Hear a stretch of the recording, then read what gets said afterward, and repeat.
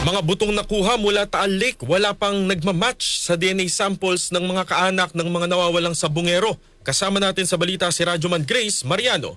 Inamin ni Philippine National Police o PNP Forensic Group Director Police Brigadier General Danilo Bacas na wala pang nagmamatch sa mga butong nakuha sa Taal Lake sa DNA samples ng mga kamag-anak ng mga nawawalang sabungero. Sa briefing sa House Committee on Human Rights ay sinabi ni Bacas na umabot na sa 401 ang mga buto ng tao na nakuha sa ilalim ng Taal Lake kung saan 163 samples ang naisa-ilalim na sa DNA testing at 45 o 45 dito ang may resulta na. Binanggit ni Bacas na 29 lamang sa 34 na pamilya ng mga nawawalang sabungero ang nakapagsumite ng kanilang DNA samples at walang nagmatch o tumugma dito. We recovered 401 bones.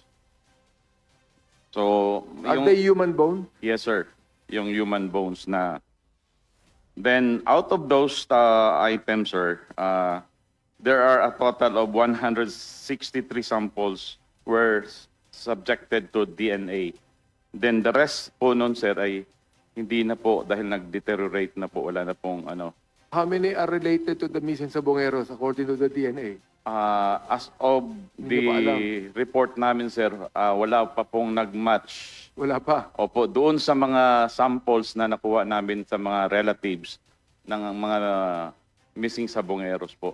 Diin naman ni Banak patuloy pa rin ang kanilang pagsusuri. Sabi naman ni Justice Assistant Secretary Eliseo Cruz, ang inisyal na resulta ng nagpapatuloy na DNA testing ay hindi makakapagpahina sa kanilang investigasyon dahil mayroon pang mahigit 300 samples ang kanilang isa sa ilalim sa DNA testing. Isiniwalat din ni Cruz na hindi lahat ng kamag-anak ng missing sabongeros ay nakikipagtulungan dahil ang iba ay nagpabayad na umano. Meron po kasing mga kamag-anak ng mga missing sabongeros ang napabalitang nagpabayad na. So, meron pa naman pong mahigit 300 samples pa ang hawak ng forensic group.